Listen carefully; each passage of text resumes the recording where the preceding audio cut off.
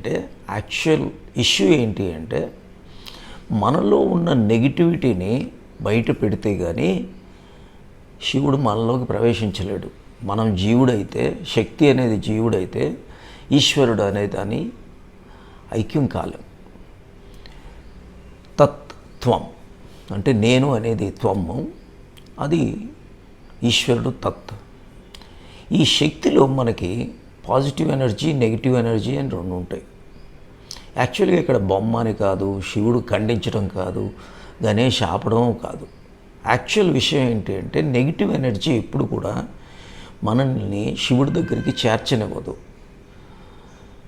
అందుకనే శివుడు ఖండిస్తున్నాడు అన్నమాట. దాని బదులు ఒక పాజిటివ్ ఎనర్జీని పెడుతున్నాడు అనేది ఏనుగుని చిహ్నంగా తీసుకోవాలి.